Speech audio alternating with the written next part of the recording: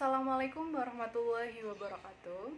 Terima kasih atas waktunya. Selamat pagi untuk Bapak dosen Bapak Haji Nasrullah SHSAG besertakan teman-teman kelas H Hukum Lingkungan.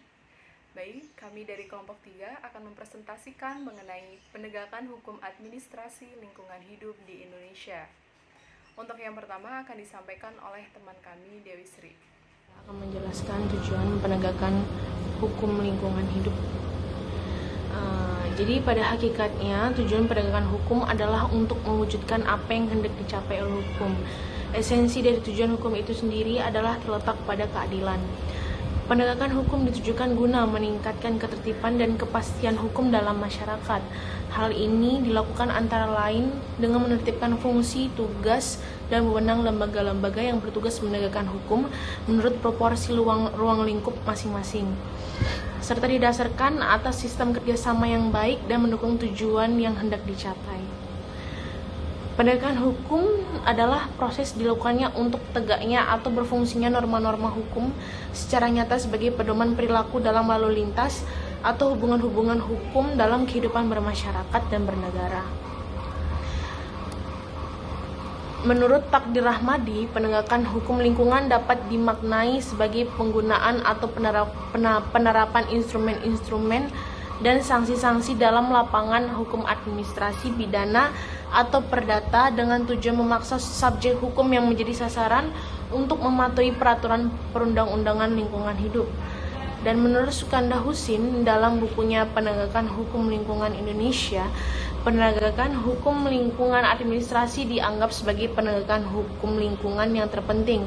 Hal ini karena penegakan hukum lingkungan administrasi lebih ditujukan kepada upaya mencegah terjadinya pencemaran dan perusakan lingkungan. Di samping itu, penegakan hukum lingkungan administrasi juga bertujuan untuk menghukum pelaku pencemaran dan perusakan lingkungan. Sekian dan terima kasih. Selanjutnya akan diteruskan oleh teman saya. Penegakan hukum lingkungan administrasi. Penegakan hukum lingkungan administrasi dapat dilakukan secara preventif dan represif. Penegakan hukum secara represif dilakukan melalui pengawasan, sedangkan penegakan hukum secara represif dilakukan melalui penerapan sanksi administrasi. Hal tersebut merupakan upaya untuk mencapai ketaatan terhadap peraturan dan persyaratan dalam ketentuan hukum yang berlaku secara umum dan individual melalui pengawasan dan penerapan sarana administratif, kepidanaan, dan keperdataan. Kajian aspek hukum yang menyangkut penegakan hukum administratif dalam pengelolaan lingkungan hidup dibedakan menjadi dua aspek. Yang pertama adalah aspek teoretik hukum administratif dan yang kedua merupakan aspek hukum positif. Penerapan sanksi administrasi ini merupakan kewenangan pemerintah, di mana kewenangan ini berasal dari aturan hukum administrasi baik secara tertulis maupun tidak tertulis. Sanksi administrasi adalah sanksi hukum yang dapat dijatuhkan oleh pejabat pemerintah tanpa melalui proses pengadilan atau litigasi terhadap seseorang atau badan hukum yang melanggar ketentuan hukum lingkungan administrasi. Selanjutnya akan dilanjutkan oleh teman saya. Penerapan sanksi administrasi harus berpedoman kepada ketentuan lampiran 1 angka 4 Peraturan Menteri Lingkungan Hidup Nomor 2 Tahun 2013 tentang pedoman penerapan sanksi administratif di bidang perlindungan dan pengelolaan lingkungan hidup. Jenis sanksi administratif antara lain yang pertama, teguran tertulis. Diterapkan dalam usaha dan atau kegiatan telah melakukan pelanggaran peraturan perundang-undangan dan persyaratan yang ditetapkan dalam izin. Yang kedua, paksaan pemerintah. Tindakan nyata dari pemerintah untuk menghentikan pelanggaran dan atau memulihkan dalam keadaan semula. Sanksi paksaan pemerintah diberikan dalam hal pelanggaran terhadap peraturan perundang-undangan dan atau persyaratan dan kewajiban dalam izin. Yang ketiga, pembekuan izin. Berupa tindakan hukum tidak memberlakukan sementara izin yang berakibat berhentinya usaha dan atau kegiatan sementara karena tidak melaksanakan paksaan pemerintah. Yang keempat, pencabutan izin. Pencabutan izin karena tidak melaksanakan sanksi administrasi, melaksanakan sanksi administrasi paksaan pemerintah, memindahtangankan izin usahanya kepada pihak lain tanpa persetujuan tertulis dari pemberi izin. Yang kelima, yang terakhir, denda administratif.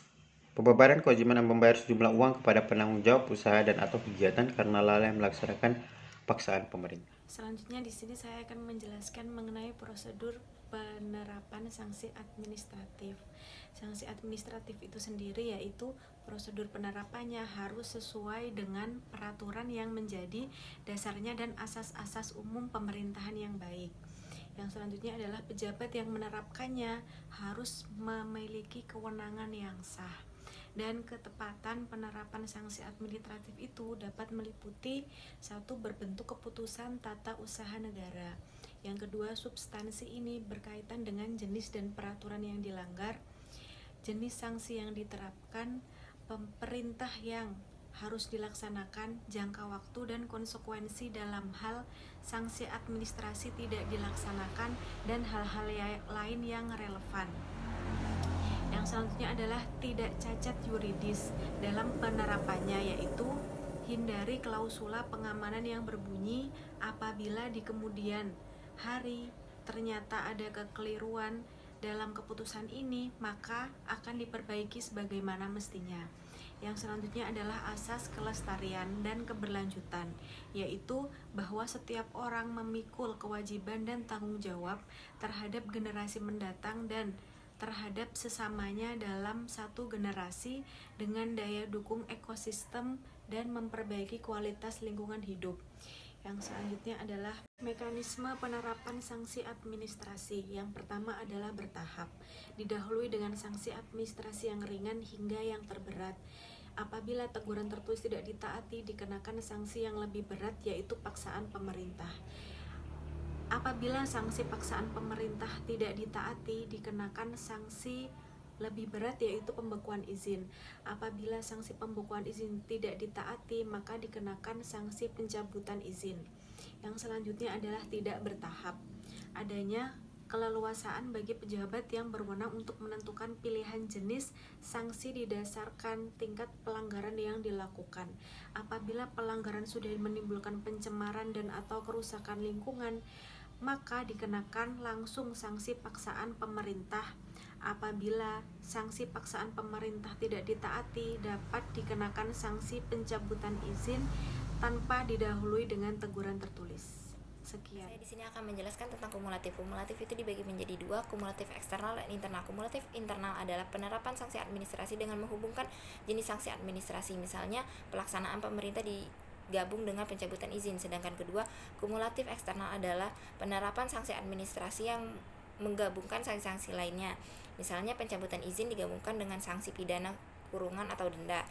Penerapan sanksi administrasi ditetapkan dengan memuat keputusan tata usaha negara yang memuat satu, nama alamat pejabat administrasi yang berwenang, kedua adalah nama alamat penanggung jawab usaha atau kegiatan yang melanggar, ketiga adalah nama alamat atau usaha kegiatan, keempat adalah jenis pelanggaran, kelima adalah ketentuan yang dilanggar, keenam adalah ruang lingkup, ketujuh adalah uraian kewajiban atau perintah yang harus dilakukan penanggung jawab usaha atau kegiatan, kedelapan adalah jangka waktu penataan kewajiban penanggung jawab usaha, kesembilan adalah ancaman sanksi yang lebih berat apabila tidak dilakukan perintah dalam sanksi.